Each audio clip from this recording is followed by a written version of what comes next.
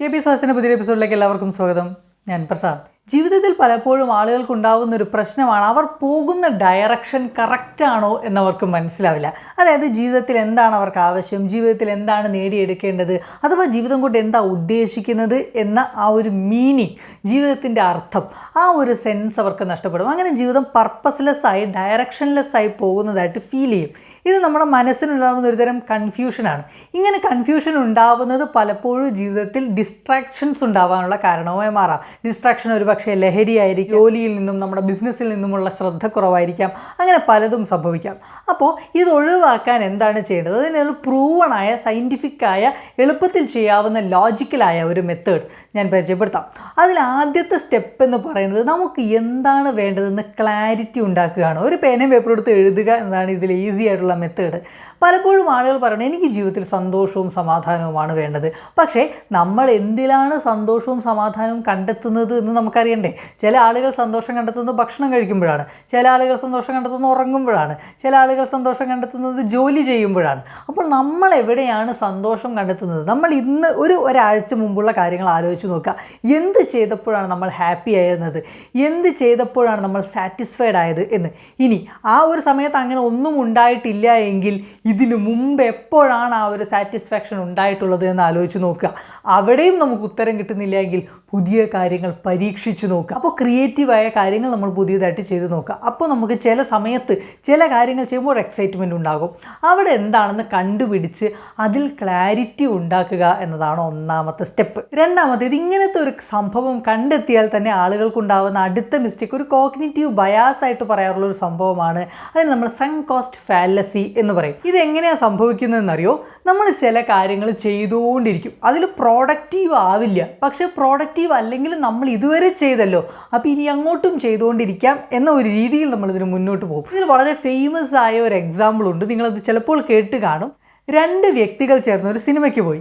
സിനിമയ്ക്ക് പോയപ്പോൾ first half കണ്ടപ്പോൾ തന്നെ മനസ്സിലായി ഈ സ്റ്റോറി ഭയങ്കര ബോറിംഗ് ആണ്. അതായത് രണ്ടു പേർക്കും ഇത് ഇഷ്ടമാകുന്നില്ല. ഇനി അങ്ങോട്ട് സ്റ്റോറി ഇൻട്രസ്റ്റിംഗ് ആവാനുള്ള സാധ്യതകളും കാണുന്നില്ല. ഏതാണ്ട് ഉറപ്പാണ് പടം മുഴുവൻ ബോറിംഗ് ആണ് എന്നത്. അപ്പോൾ ഫസ്റ്റ് ഹാഫ് കഴിഞ്ഞ് ഇൻ്റർവെല്ല് കഴിഞ്ഞപ്പോൾ രണ്ടു പേരിലെ ഒരാൾ പറഞ്ഞു ഈ പടം ബോറിംഗ് ആണ്, നമുക്കിന്ന് പോവാം എന്ന് പറഞ്ഞപ്പോൾ രണ്ടാമത്തെ ആൾ പറയുകയാണ്, എടാ നമ്മൾ ടിക്കറ്റ് എടുത്തതല്ലേ, അതുകൊണ്ട് നമുക്കിത് മുഴുവൻ അങ്ങ് കണ്ടേക്കാം എന്ന്. ഇവിടെ ആലോചിച്ച് നോക്കൂ, ടിക്കറ്റ് എടുത്തപ്പോൾ പണം നമുക്ക് നഷ്ടം വന്നു.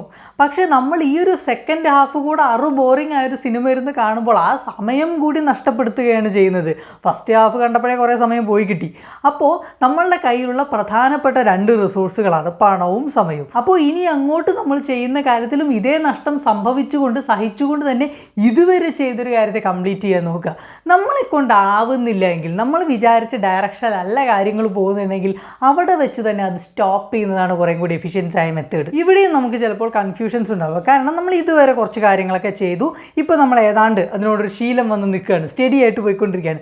ആ സ്റ്റഡി ആയിട്ട് പോകുന്ന സമയത്ത് ഇതുകൊണ്ട് പ്രൊഡക്റ്റീവ് ആവുന്നില്ല. പക്ഷേ എവിടെ വെച്ച് നിർത്തണം എന്ന് മനസ്സിലാവുന്നില്ല, അഥവാ നിർത്തണമോ തുടരണമോ എന്ന് മനസ്സിലാവുന്നില്ല. നേരത്തെ പറഞ്ഞ എക്സാമ്പിളിലേക്ക് പോവുകയാണെന്നുണ്ടെങ്കിൽ ഫസ്റ്റ് ഹാഫ് കണ്ട് സെക്കൻഡ് ഹാഫും ബോറിംഗ് ആയിരിക്കും എന്ന് ഉറപ്പുവരുത്തുന്ന ഒരു സ്റ്റേജ് ഉണ്ടല്ലോ, ഉറപ്പുവരുത്താൻ പറ്റുന്നില്ല. അവിടെ നമുക്ക് ചെയ്യേണ്ട ഒരു മെത്തേഡാണ് SWOT അനാലിസിസ് എന്ന് പറയും. Strength, weakness, opportunity and threat. ഇത്തരം ഒരു അനാലിസിസ് ചെയ്യുക. അതായത് ഇപ്പോൾ നമ്മുടെ കയ്യിലുള്ള സ്ട്രെങ്ത്തുകൾ എന്തൊക്കെയാണ്, ഈ കാര്യങ്ങൾ തുടർന്നു കൊണ്ടുപോകാൻ നമ്മുടെ കയ്യിൽ എന്തൊക്കെ കാര്യങ്ങളുണ്ട്, നമ്മുടെ കയ്യിലുള്ള റിസോഴ്സുകൾ എന്തൊക്കെയാണ്. പണം നമ്മുടെ കയ്യിലുള്ള റിസോഴ്സാണ്, സമയം നമ്മുടെ കയ്യിലെ റിസോഴ്സാണ്, സ്കില്ല് നമ്മുടെ കയ്യിലെ റിസോഴ്സാണ്, എഡ്യൂക്കേഷൻ നമ്മുടെ കയ്യിലെ റിസോഴ്സാണ്. അത്തരം എന്തൊക്കെ റിസോഴ്സുകളാണ് നമ്മുടെ കയ്യിലുള്ളത്. രണ്ടാമത് എന്തൊക്കെ വീക്ക്നെസ്സുകളാണ്. നമ്മുടെ ഇൻഡസ്ട്രി ചിലപ്പോൾ ഡൗൺ ആയി നിൽക്കുകയായിരിക്കാം, പേയ്മെൻറ്റ് ചിലപ്പോൾ ഡൗൺ ആയിട്ട് നിൽക്കുകയായിരിക്കാം, പുതിയ കരിയർ ഓപ്പർച്യൂണിറ്റീസ് തുറക്കുന്നുണ്ടാവില്ല. ഇതൊക്കെ നമ്മുടെ വീക്ക്നെസ്സുകളാണ്. ഇനി ഓപ്പർച്യൂണിറ്റി എന്താണ്? നമ്മൾ ജീവിക്കുന്ന നാട്ടിൽ ഇതിന് ഓപ്പർച്യൂണിറ്റി ഉണ്ടാവില്ല, പക്ഷേ വേറൊരു നാട്ടിൽ പോയാൽ ഇതിന് ഓപ്പർച്യൂണിറ്റി ഉണ്ടാകും. അതുപോലെ വേറൊരു കമ്പനിയിലേക്ക് പോയാൽ ഓപ്പർച്യൂണിറ്റി ഉണ്ടാകാം. അങ്ങനെയുള്ള സാഹചര്യങ്ങൾ കണ്ടെത്തുക. നാലാമത്തെ സ്റ്റേജ് ത്രെറ്റാണ്. അതായത് നമ്മളിപ്പോൾ നിൽക്കുന്ന സാഹചര്യത്തിൽ അടുത്ത സ്റ്റേജിലേക്ക് പോകുന്നതിൽ ചില റിസ്ക് ഫാക്ടേഴ്സ് ഉണ്ടാവുമല്ലോ. ആ റിസ്ക് ഫാക്ടേഴ്സ് എന്തൊക്കെയാണെന്ന് മനസ്സിലാക്കുക. ഇതൊക്കെ ഒന്ന് എഴുതി നോക്കുക. നമ്മൾ ആലോചിച്ച് കഴിഞ്ഞാൽ കൺഫ്യൂഷൻ കൂടുകയേ ഉള്ളൂ.